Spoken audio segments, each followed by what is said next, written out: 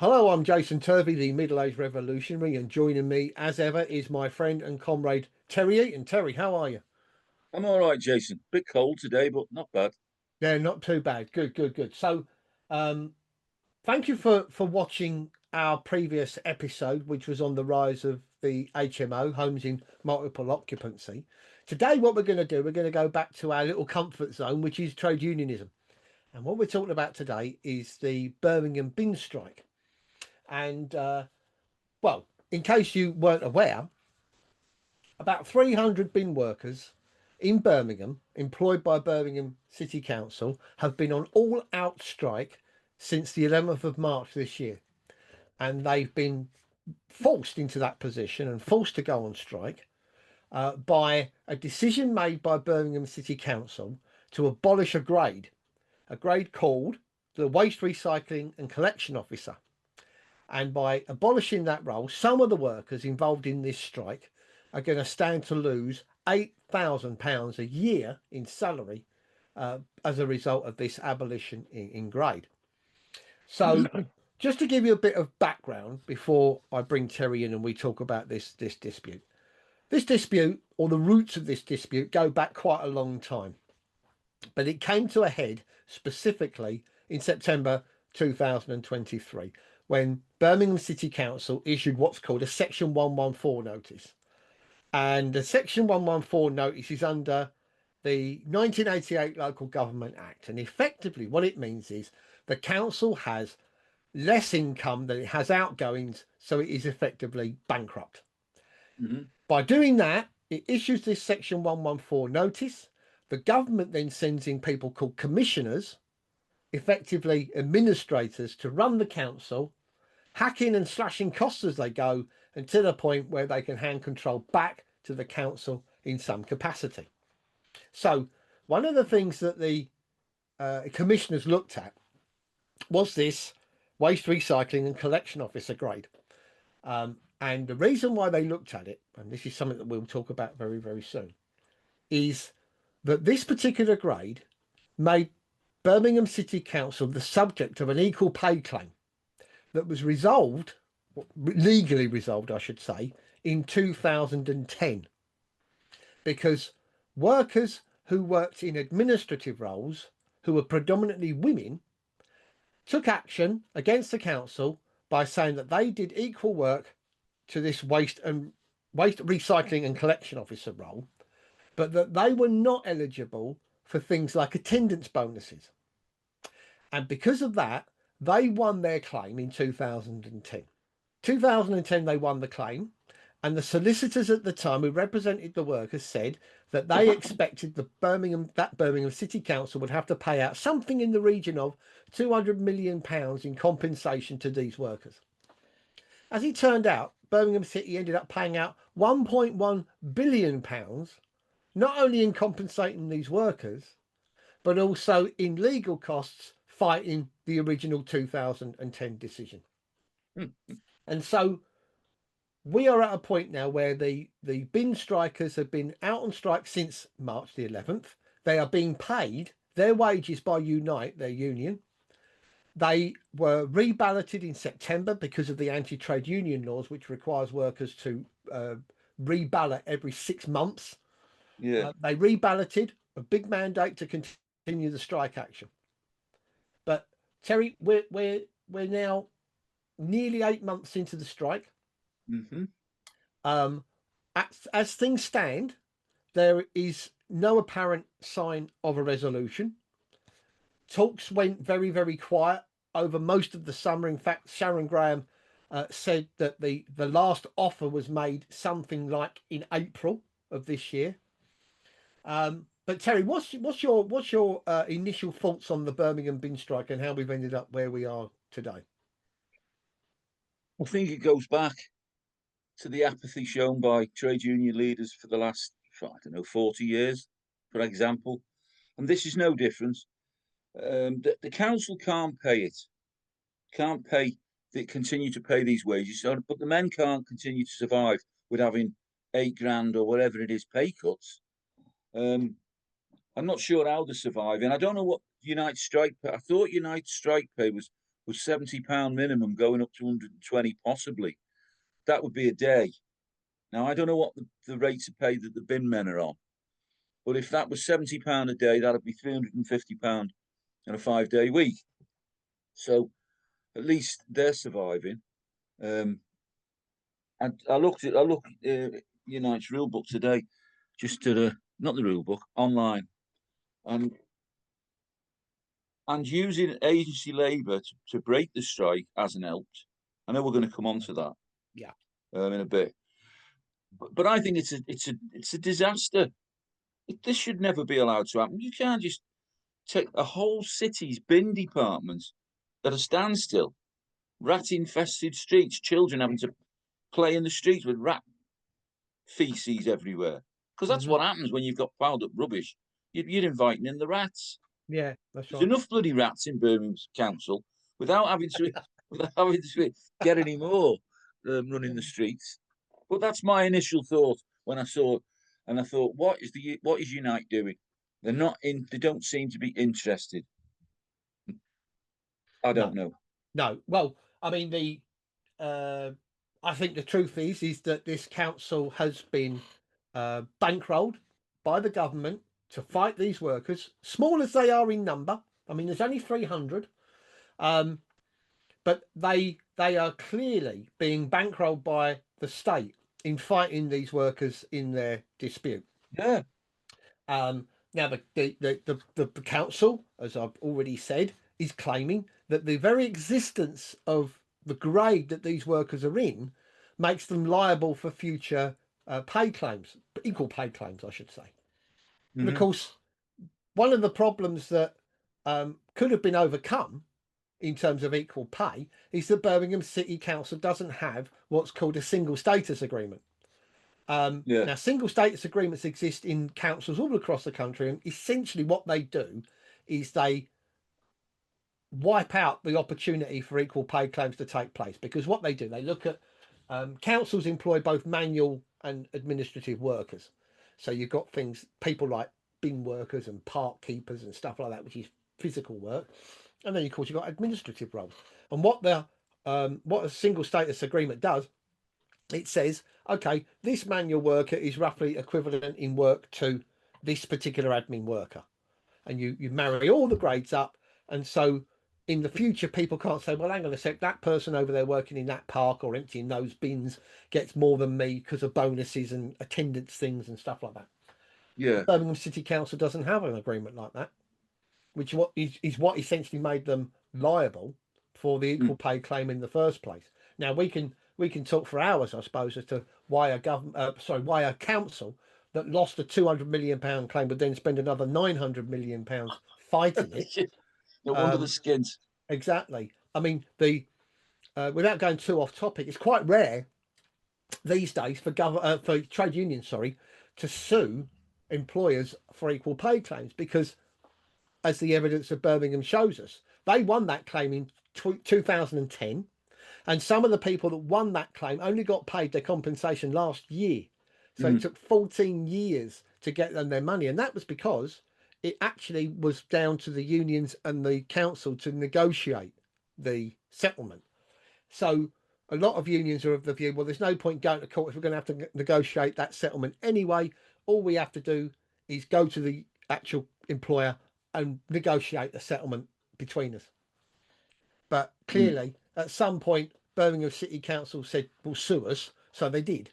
But it still took 14 years to get from a winning the claim to actually being paid out, which is ludicrous. I mean, I wonder how many of the poor people that actually won their claims weren't around by the time the payments were finally made. But Probably, yeah. could well have Probably a been. few. Could well have been. And the cynical part of me thinks that was probably a tactic on the part of the council to try and reduce their losses by hoping that people died off between winning the case at court and Yeah, then getting their sadly. money, which is very, very cynical. But unfortunately, I've seen it too often. So yeah, so we got a situation now where these guys have been out on strike for nearly 8 months. In fact, it'll be 8 months. It's 8 months today. We're filming this on the 11th of November, so it's 8 months today they've been on strike, and the the situation seemed deadlocked. We've got Unite paying their members' wages. We've got the government paying the council's bills to fight this dispute, and the two sides are completely deadlocked. As you said, rubbish is piling up in the streets, but the council have taken what might call remedial steps. And one of the steps they've done is they've been paying agency workers to at least try to clear up some of the rubbish that's piling in the streets of Birmingham. But as you just said before we came on air, Terry, they've been very cynical in that regard, aren't they? With regards to the areas that they're focusing on. What did you find? Well, the poor areas, to give just an example for two, as I say, Sparkbrook and Bordesall Heath, right in this poor areas, probably a lot of back streets, you know, not cobbled streets now, but terraced houses and all that, old-fashioned Birmingham, are having the bins not emptied or not cleared, the rubbish not cleared, and other parts, the sort of the more salubrious parts of Birmingham, they're getting some bin collections done. So people then turn around and say, well, you know, if we're all in this together, that would make people more angry. I'm surprised more people. I know they have these maxi pickets and what have you, mega pickets, sorry, but it's the general public that should be supporting the bin men as well. It's their rubbish.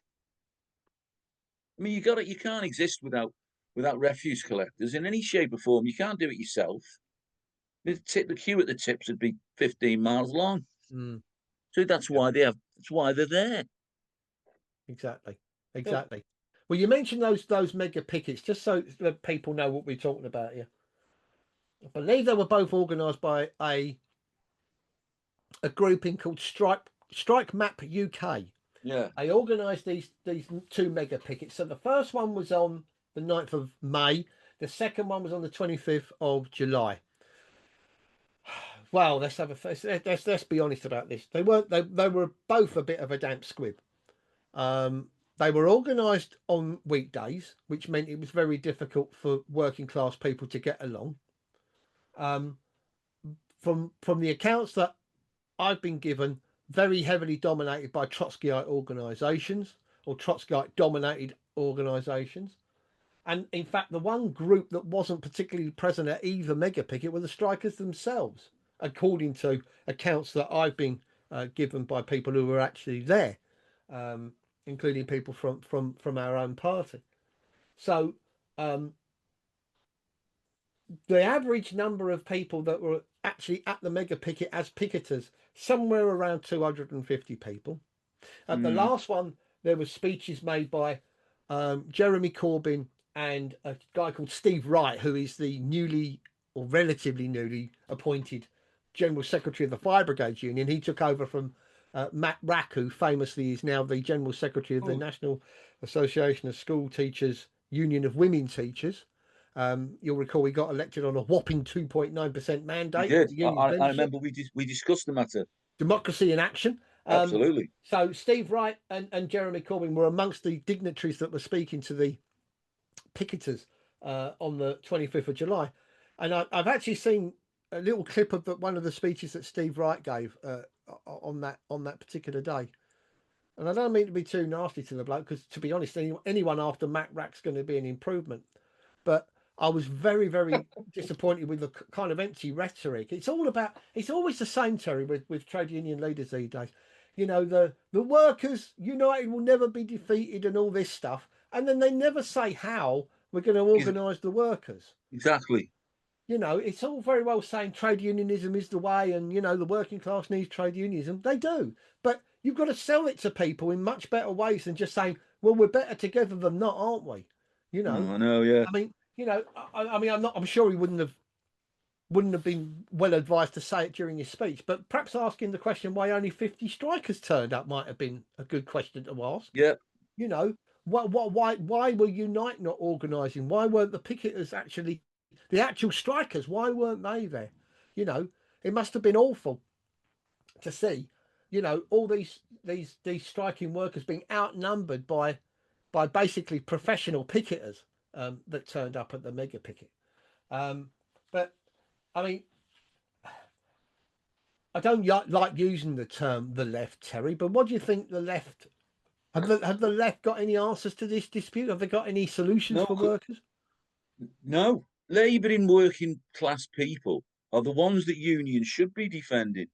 And if that means you're working in an office or you're working on the streets digging a hole, you still need representing by your union, and not to be let festering for 6 months or 8 months now. On having a little bit of drip money coming in, but never knowing what your future's going to be like. You're not protected for the future. The left, in inverted commas, the left, I've given up. Exactly. I hear people on social media going on about the left needs to unite with who? Each other. Because I don't know who are they?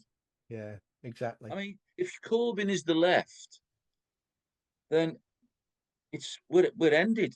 The left to me was militant trade unionists in the 70s who on national building strikes or mine workers.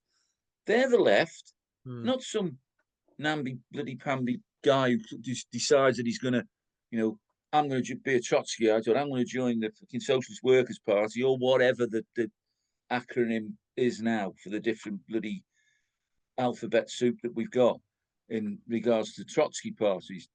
But they won't change them. They'll always come out, those, spouting the same crap. And Corbyn will imagine how enthused would a bin man be to listen to Jeremy Corbyn tell him that there was going to be revolution. God, I can imagine why they didn't fucking turn up. Well, I mean, it's an interesting question. I know it's only a hypothetical one because sadly, one of the two people I'm going to mention is no longer with us. But who do you think might motivate a working class man more, Jeremy Corbyn or Bob Crow? Well, it goes without saying. Exactly, and Fight and you may unfortunately, this is lose. Don't fight and you won't win anything.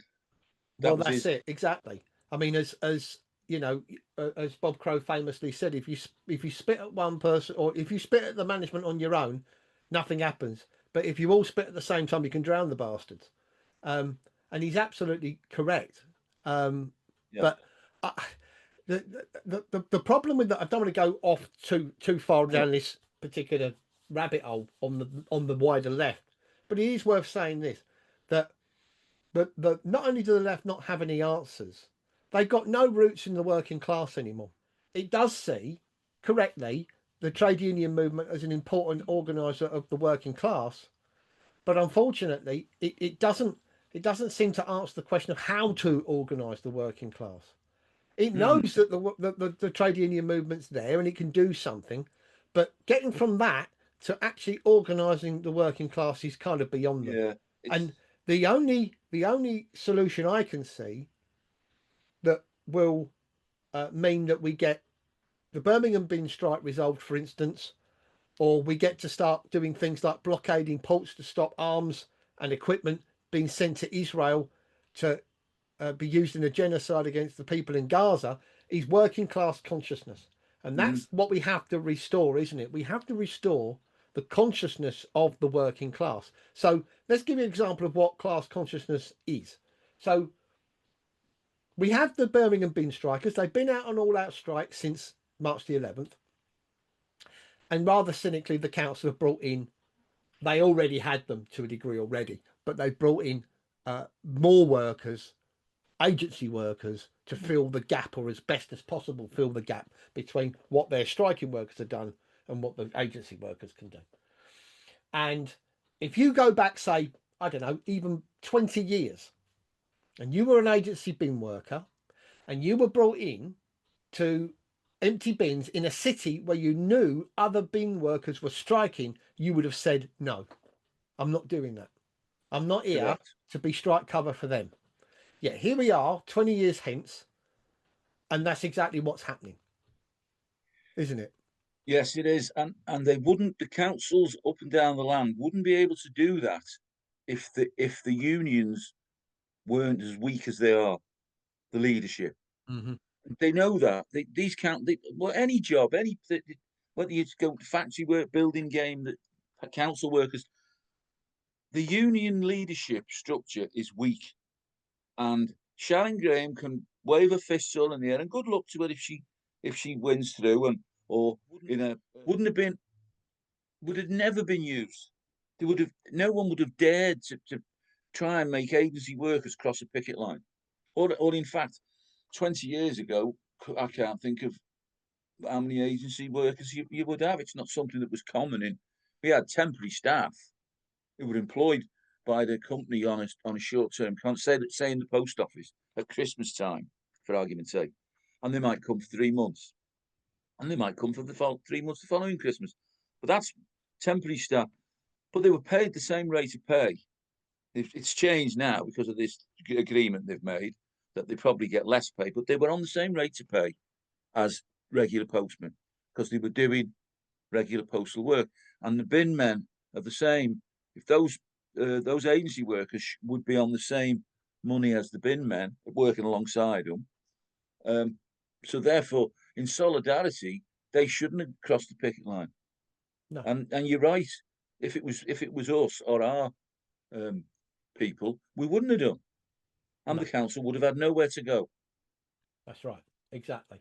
I mean, you mentioned just there about direct action. Of course, those people who are familiar with the dispute will know that Birmingham City Council basically took out an injunction against the strikers to prevent them from taking direct action, including things like stopping refuse collection lorries leaving depots and things like that. So, you know, the council is clearly aware of the tactics that the workers are trying or have tried to use to give a little bit more strength to their elbow, so to speak, in fighting their employers. And then in a rather cowardly fashion, they've gone bleating to the judiciary, you know. So it's not new. It's not new. And they'll always get a friendly ear from the judiciary, won't they? Yeah, they will. They'll always look for other tactics. They've got people sitting in rooms. You know, I often used to think the working man. You know, you'd sit in a meeting and I'd say, do you think that these working men go home at night and plot ways to bring the companies downfall? They're not interested. They do the job in the day and then they go about their own business in the night. I said, it's you lot sitting in your offices plotting our downfall, not the other way around. So, you know, instead of just trying to agree to the agreement, stick to what they are in every walk of life, or you're trying to break them to save money, which is just what's happened here. They want to take money off strikers. They want to take money off bin workers. We don't sit at home plotting. If you were in a dispute, maybe the shop stewards and that would be plotting ways to stymie the company. It's like I can remember we were on strike. They tried to get this was at an oil company. They tried to get about half a dozen tankers bringing oil in, but they had them routed to come in at 3 or 4 in the morning. Now that never happened. So what we found out and what we did, we all got down on the main arterial road onto our site and stood in the middle of the road. All the tankers had to turn around and go. And the manager actually drove past the picket line, fucking growling, giving it this, you know. And we were going, yeah, one of them. You find out, but there's always tactics, isn't there? To stymie people, and they have their own people that try and do to. But that's where union leaders should be saying to them, well, no, you can't. No, you're not doing that. You're not doing that because this is what we will do. Yeah, exactly. I mean, maybe part of the problem, Terry, is the fact that workers aren't happy just to go to work, do a day's work and go home. Maybe the fact that they aren't plotting to overthrow their employers is maybe part of the issue, isn't it? You know, I mean, that again, though, that comes from a slight lack of class consciousness, doesn't it? Or perhaps more than just a slight lack, a serious deficit of class consciousness. You know, it's that idea of being aware of your position within the economic system and being aware of who is on your side and who's dumping on you, and being able to distinguish between the two groups. But you mentioned earlier on about Labour. Unite, the union, are organising, obviously, these bin workers. They're the ones who've been balloting them for strike action and so on. They also bankroll the Labour Party to the tune of millions of pounds every year.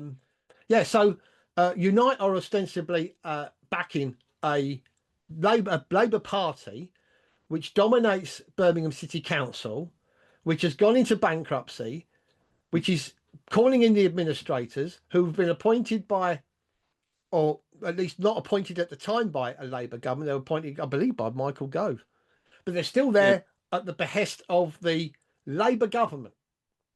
So the Labour government is basically bankrolling a council to get rid of workers represented by a union which is affiliated to the Labour Party. Yeah. How do you make that make sense? I can't. I don't. Yeah. But when you put it that way and people see that, when they listen to this, then they'll understand, which they may or may not have understood before, the link between the union, well, say between Unite and the Labour Party. But you're right, it's ludicrous. It's a Labour council, as you say, being paid for by a Labour government who are arguing with Unite, who pay the Labour government what? So Unite's money in theory goes to the Labour Party, so they give it to Birmingham Council. Well, that seems how it works. To pick on their own members, basically. Yes. Yeah. I mean that's the circle of this money. You're absolutely right. You know, it's money that's come. Let's be clear. That's money that's come from the members.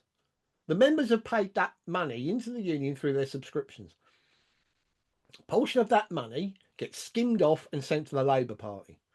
The Labour Party use that money, amongst all other bits of money they get from rich backers and so on, to run campaigns to win general elections. They win general elections, then take over the management of Birmingham City Council effectively from the Tories in 2024.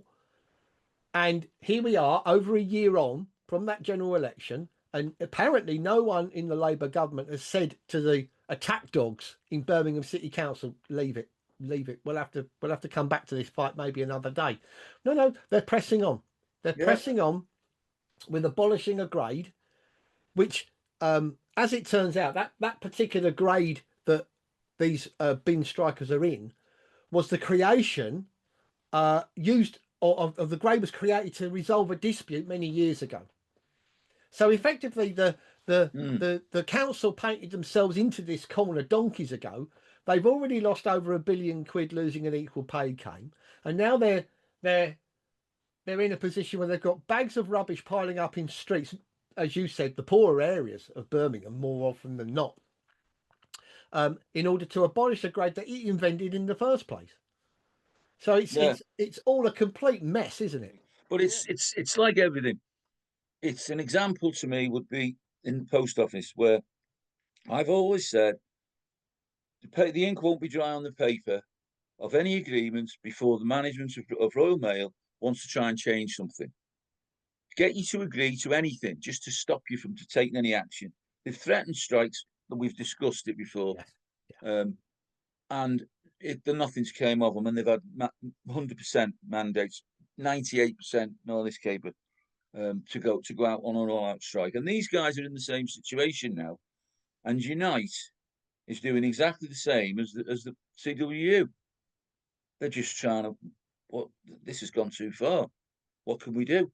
They ain't going to do anything whilst they're backing the Labour government. They've got to come out and say, right, you, Starmer, you either back off from backing this council dispute, or we're pulling the funds from you. And we'll recommend to every other member in the TUC to do the same. Yeah, that's right. I mean, let's be clear about what happened in the Royal Mail strike for those who aren't aware. In December 2022, CWU members in Royal Mail voted with something like a 90% mandate in favour of continuing strike action. Correct. They were fighting changes to their attendance procedure.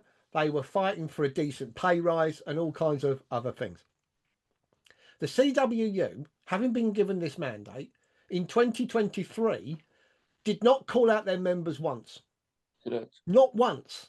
in 2023. So from December 2022 to when they finally collapsed in June 2023, not one single day of strike action was called by the union.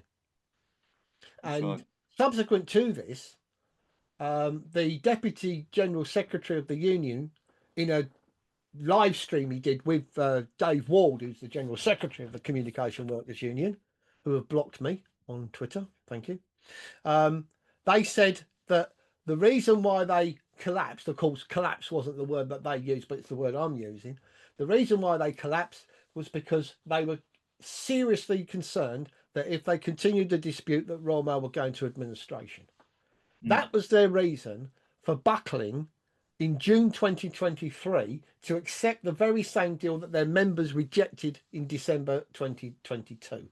Now, obviously, there's been other sellouts by unions of their members before that, and there have been sellouts of members after that.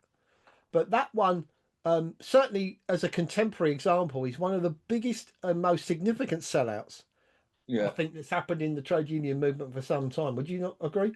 I would totally agree. Totally agree with that. I mean, I wasn't there. I'd left by those dates. But prior to that, different managers, different managing directors, after they privatised, said they were all out for the one thing. They're just doing exactly what Birmingham Council did: cut grades, cut pay, cut hours, cut people. Never cut managers, but I often noticed that the same management structure was there. You can't, in a comparison to a bin man, if there's four men on a bin wagon, say three, a driver and two guys around here doing the bins, you can't clear double the bins by getting rid of three drivers in a day. No. And it's the same with a post. If you've got 3 bags of mail that take you 8 hours to deliver, you will not deliver any more just by giving you another 3 bags of mail on top of it. It can't be done. And this is the same sort of thing. You can't cut jobs on a service like that. And I equate postal with the sort of refuse collection because it's a service to the people. And it's not like you're working in a private company in a firm or something, an oil firm or whatever. You're actually working for the people. You're clearing their rubbish away, and you should be paid a commensurate wage, and not have it fucking clutched away from you. But on that point you made about that grade that was invented 10 years ago, it just goes to show you why it reminds me of the Royal Mail. They invented the grade, everything was hunky-dory. Now they want to get rid of the grade that they invented. People don't want it because they've been happy with it. So it's just another clawback. Oh, look, there's something we can get rid of, and we'll save X amount of money. It's the same. They're all over the council. Same in all the councils. Yeah. Well, it'd be worse in a city council. Absolutely. Than a town council, if you like. Well, the waste recycling and collection officer. I must stress there is very, very little information I can find on the internet about this. But the waste recycling and collection officer role that was invented by the council in a settlement, which I presume was with Unite, sounds like, from what I can gather, a bit of a fudge to get a dispute resolved. Yeah. And by getting this dispute resolved, it left them then liable for this, what turned out to be a £1.1 billion pay claim. Now, the case that put them in the frame for this £1.1 billion bill, which is basically mostly their fault because they kept fighting it in the courts, but it was brought by 4,000 female workers who claimed that a wide variety of jobs they did, including cooks, cleaners and administrative staff, they claimed they were financially disadvantaged by not being paid bonuses that were given to male employees, which included awards for exemplary attendance. So in order to get themselves out of a dispute, they winged it, invented a new role, didn't classify that role correctly. So what I mean by that is they made it compare unfavourably with other grades that did equal work but were paid less, and of course that made them liable for this enormous equal pay claim. But it's basic knowledge, isn't it? It's Equal Pay Act goes back decades. It's just it's there. And then the alteration to the Equal Pay Act, where it came out work of equal value, and That's right. Yeah. that's what we're talking about. Yes. That, That's it. and which is a better way of deciding that someone who's working in an office for 8 hours shoveling paper around is the same value to the council as a person emptying the bins. Yeah. And fair enough. Now, had they stated that in the beginning, there would have been no none of these claims. If they should have just been paid the same money. Yes. It seems to me that they sort of robbed Peter to pay Paul over here, and instead of just equaling out. But if you're saying there's 4,000 women and there's only 350 bin men, then Yeah. I would suggest that the reason that they do it to the bin men is because they've got 4,000 waiting to complain about not being paid these. And if what's how can you not pay a female for coming to work every day as a bonus for an attendance bonus, and yet you can pay a male? Yes. That's blatant discrimination. Oh, absolutely. I It mean, doesn't even matter what grade you're on, by the way, because you could be yes. on the lowest grade in the company as opposed to the highest grade. But if it's down to attendance, you should be paid the same attendance bonus or whatever Oh, it is. yeah. Absolutely. That's I mean, disgraceful. it is one of the it's one of the more indirect discriminations that happens against women, isn't it? Because obviously, women are by dint of the fact that they are the ones that get pregnant and have children, are the ones that are more likely to be away from the workplace during the course of their career than a man is. And so, if you look at performance targets, for instance, so if you're in a role where you have a performance target to meet and you're appraised every April, and then you might get a bonus depending on whether you meet that target or not. But if you're a woman who becomes pregnant and then takes maternity leave and is out for 6 months, sometimes you can be out for a year. That means you'll never get that performance bonus because you were never there in that Yeah. year. You had other more important things to deal with. Well, I mean, in answer to that, if I was the shop steward, I'd be saying you can't stop these women from getting it. Who do you think's going to be doing these jobs in 20 years' time if them people don't have babies? So somebody's got to have time off to go and have them, and it certainly Exactly. won't be a man, will it? No, that's right. That's right. So But because these performance targets are often quite nebulous and very, very subjective, yes, it's really hard, I think.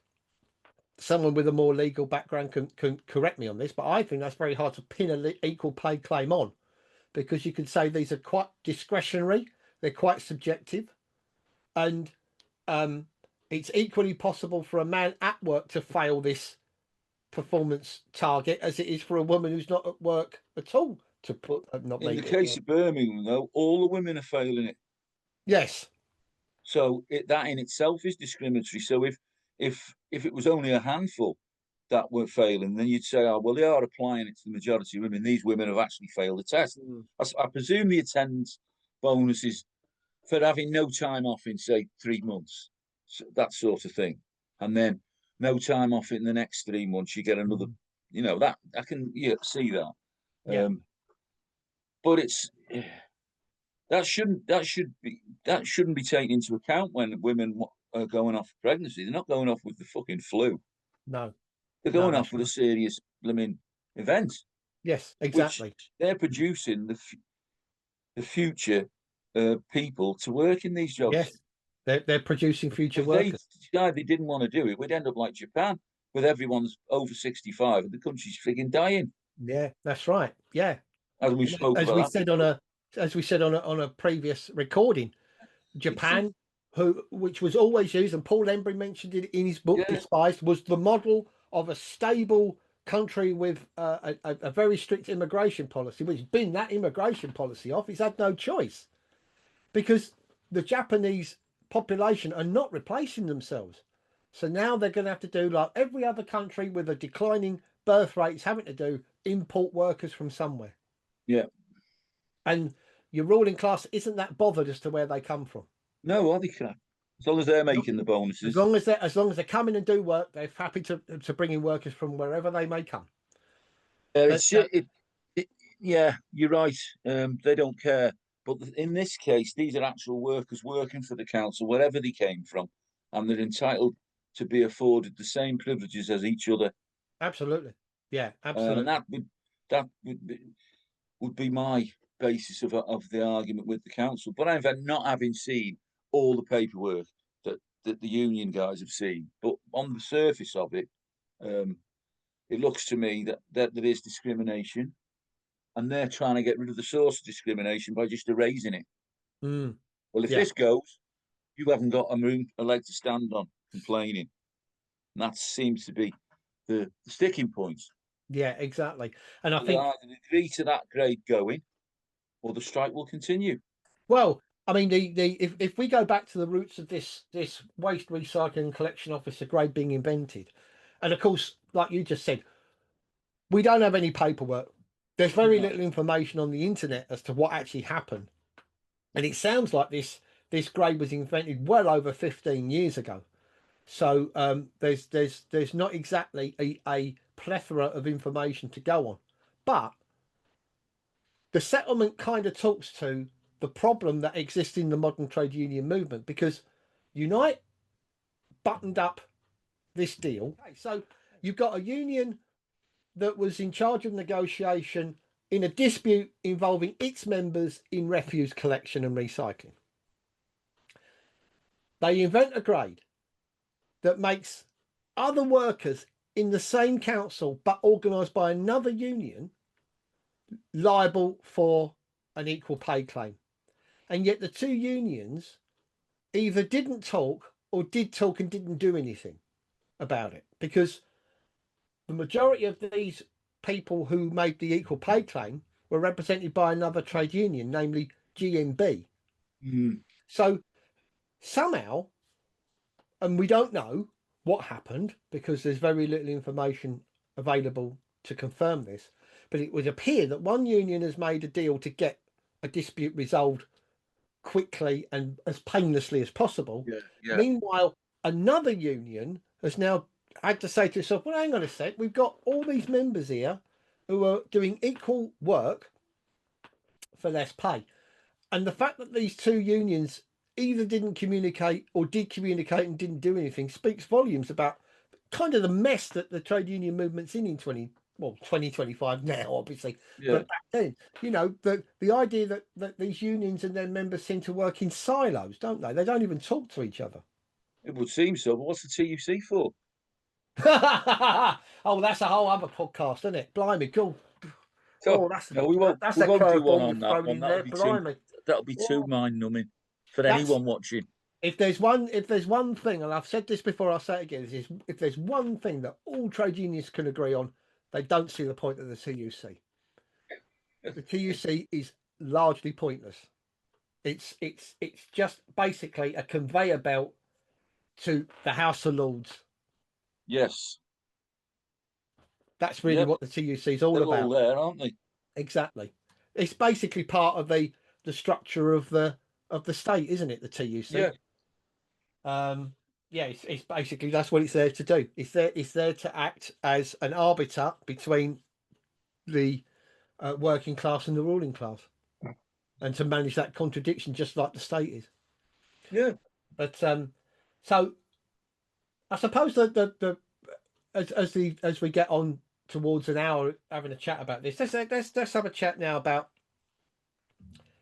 how to resolve this. How do we break this strike? So we've got a situation at the moment, two sides completely deadlocked. You've got a group of workers who are basically being paid by their union to remain on strike.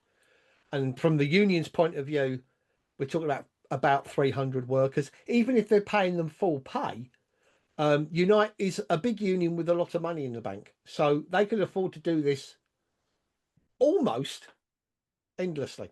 Okay. So that's that. Mm. On the other end, we've got Birmingham City Council, already gone bust, being run by commissioners and being bankrolled by the government to fight this strike. Yes. So we've got two immovable objects. So how do we break the strike, Terry? Well, there's two ways. The first would be capitulation, or they remove this grade and it's accepted. Now, if that's not going to happen, then the leaders of the unions need to be saying to the governments, you're bankrolling this council against our workers, and we give you money. That is ceasing. I know you've got to go to a rules, but you could have a recalled rules or something and a conference and push something forward to disaffiliate, because something has to break the deadlock. Failing that, the agency workers actually go on strike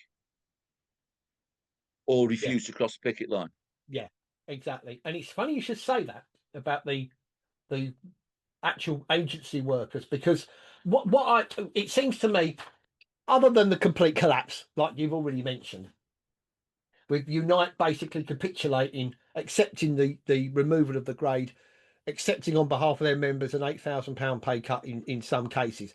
Notwithstanding that, the only other option is to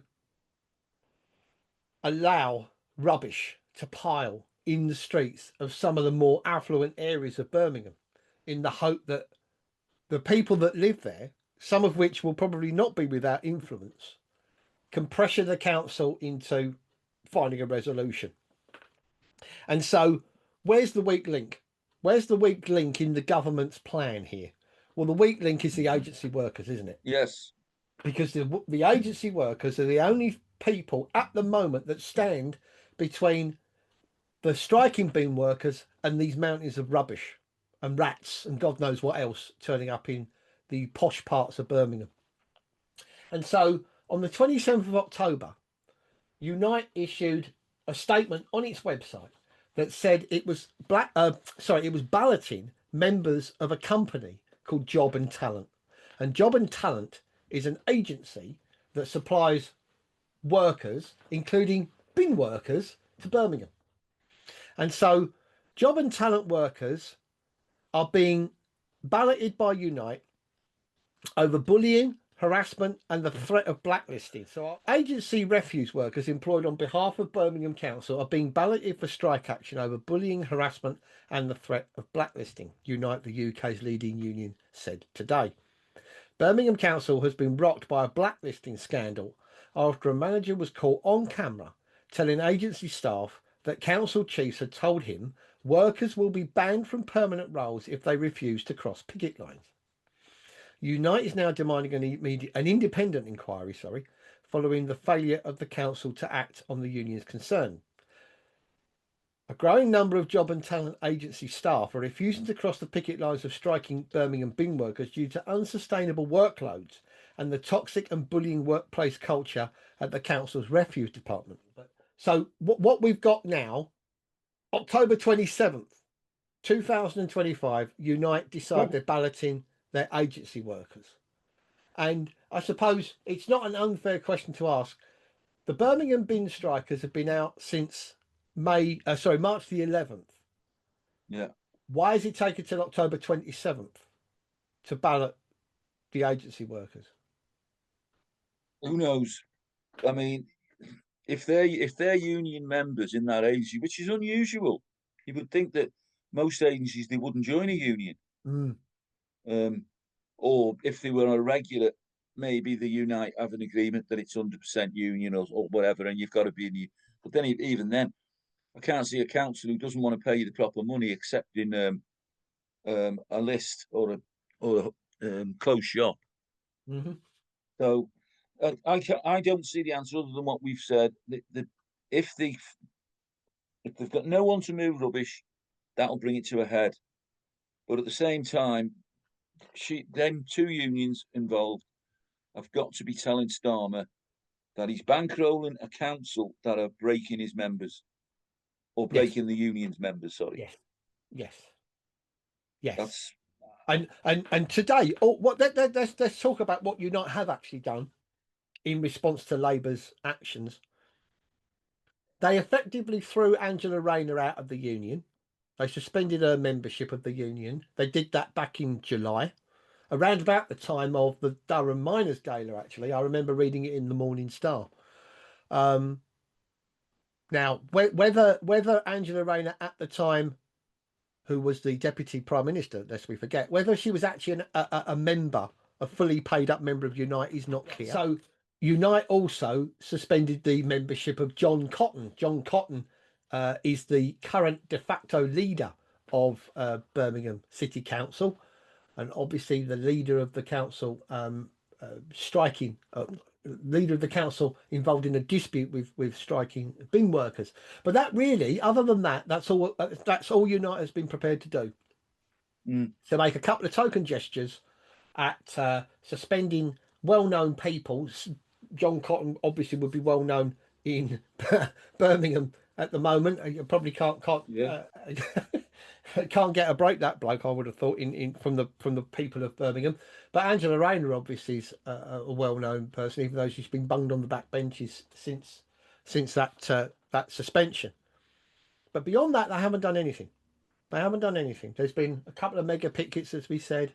There was a march through Birmingham a few weeks ago, and like a lot of trade union inspired marches, they walk from here to there, and then they'll just go to the pub and pat themselves on the back, sorry, for a day's work well done.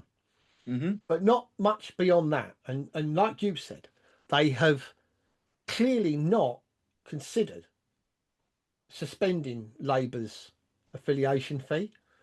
They have not considered doing, I don't know if they did anything that would amount to effective organisation at Labour Party conference, and they would have sent an absolute busload of delegates to that conference. But apart from that, they're really sitting on their hands, aren't they, Terry? Yes, they are. They are. There's no, I can't see an answer unless it's one of those either scenarios. Yeah, absolutely. So they've got to do something. Well, they've got to do something, and to be fair, this balloting of the agency workers could be what tips the balance in the favour of the strikers, couldn't it? Because what and again, I'll reiterate the point, it's not a very nice thing to have to advocate for, but you need piles of uncollected rubbish to collect in the streets. Before the agency workers were brought in a few months back, there were all over social media, there were altercations between people in the street fighting over an opportunity to throw their rubbish in the back of a dust cart that had turned up, because it was the first dust cart that had turned up in ages. Not nice to see. Not nice to see people in the same row falling out over what is effectively rubbish. But it's that creates a groundswell of pressure, public pressure on the council to get the bloody deal over the line, get the dispute sorted, isn't it? The council themselves are they're the ones sitting on their hands, but the decision is going to have to be made by the Labour Party, by Starmer himself. They're going to have to say, we can't do this. You have to come to some conclusion to this dispute, because other than that, how long do they bankroll the council? Yeah. The council can't do anything. They've given up. They've said we're bankrupt. You bail us out. Yeah, that's basically. Right. Yeah. So unless the Labour Party actually says to the unions, and Perish thought they'd even actually negotiate with the union, but unless they say to Shalin Graham, right, come to a meeting and let's get this ironed out. We've got to sort it.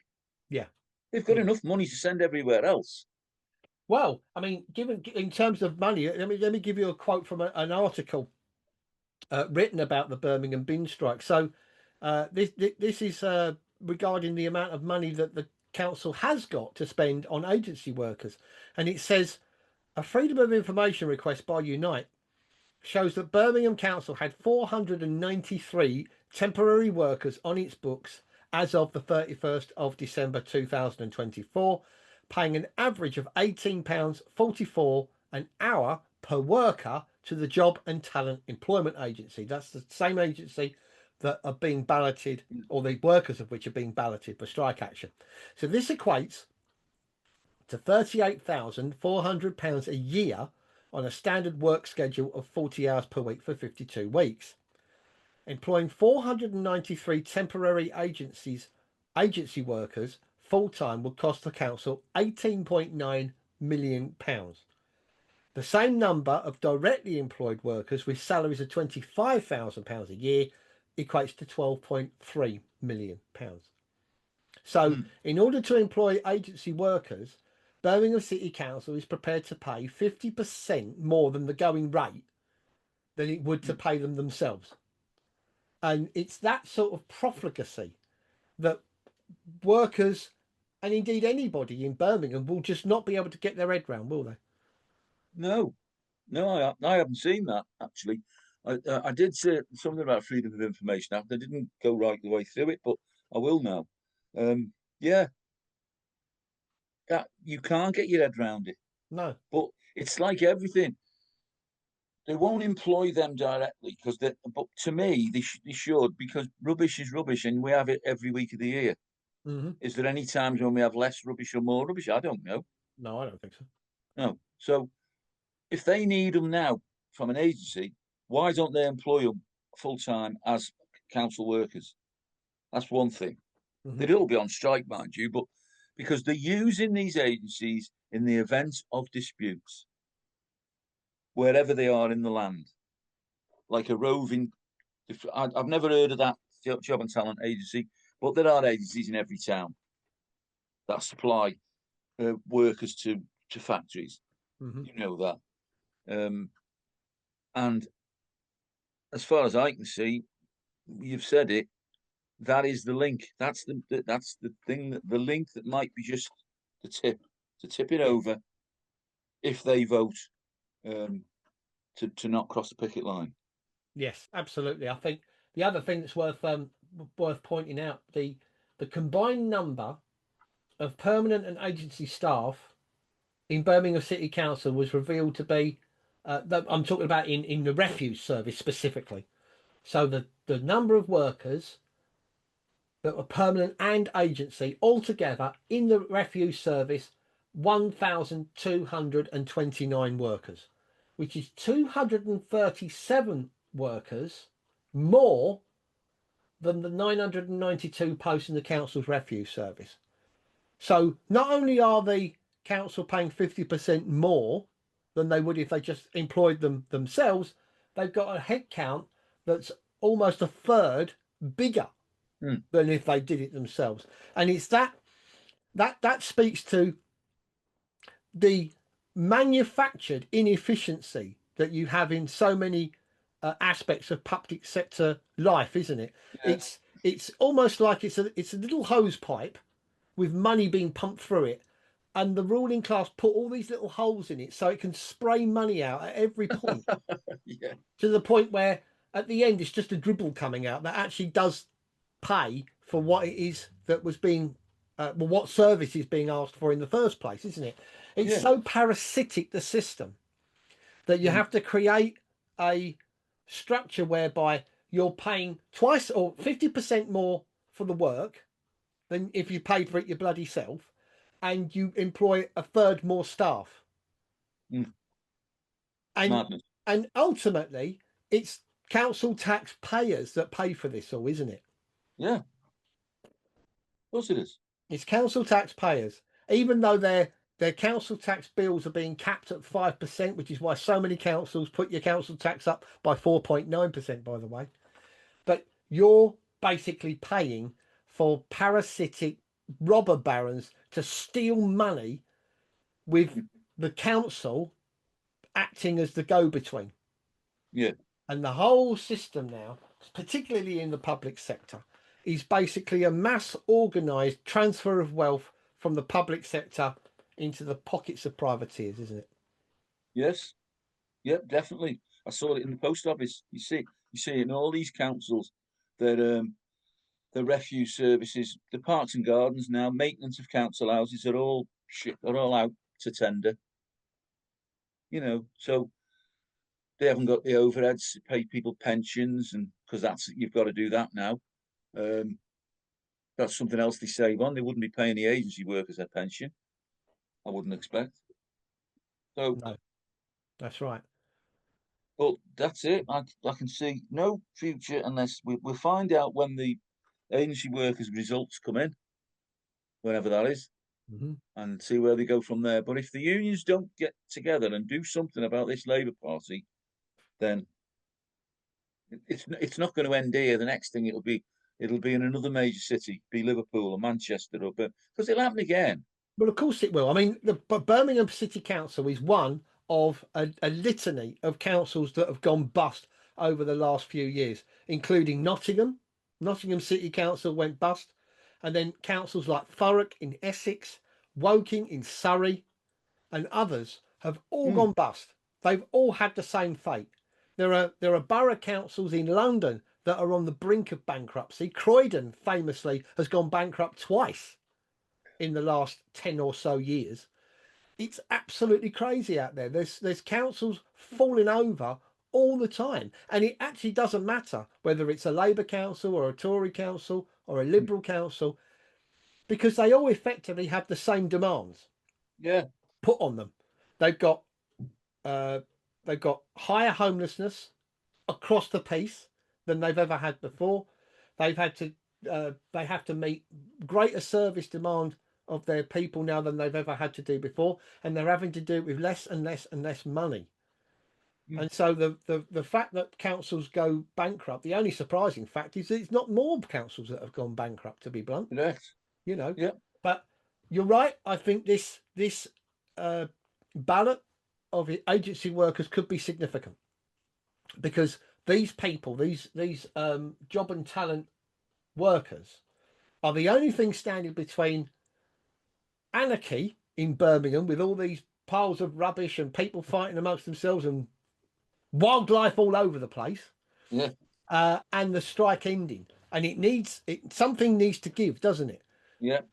You know, if the bin workers are to win, it will need the absence of refuse collection to manifest itself in the city, and for that to cause public unrest.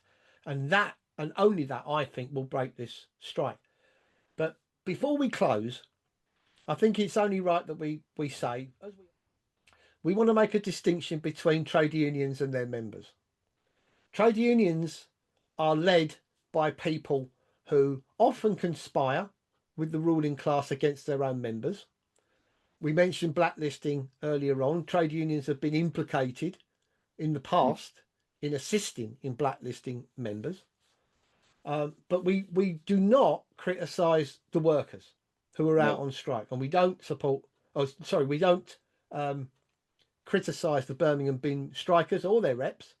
We fully support them in their strike, and we yeah. wish them every success. It's the leaders of trade unions, the ones who persistently bankroll the Labour Party, the ones who button up deals that create an equal pay claim for another union and things like that. It's those that we criticise, and we're not anti-trade union, anything but, No, definitely not. anything but. But it's only right that where trade unions make mistakes, like the CWU rather did in Royal Mail, and like Unite have made to a degree in Birmingham, they have to be called out, don't they, Terry? Yes, they do. Every time. Every time. Well, we're coming up to the end of our hour, but are there any closing thoughts, Terry, before we say goodbye? Just briefly to echo what you've just said, really, full support for the bin men. I hope that something will happen that will appease the suffering, because it's getting on now. It's coming. Councils and governments, they like to wait and think that Christmas will break people. So we shall see coming up to Yes, Christmas we shall when the see. rubbish is what Santa is going to bring in January.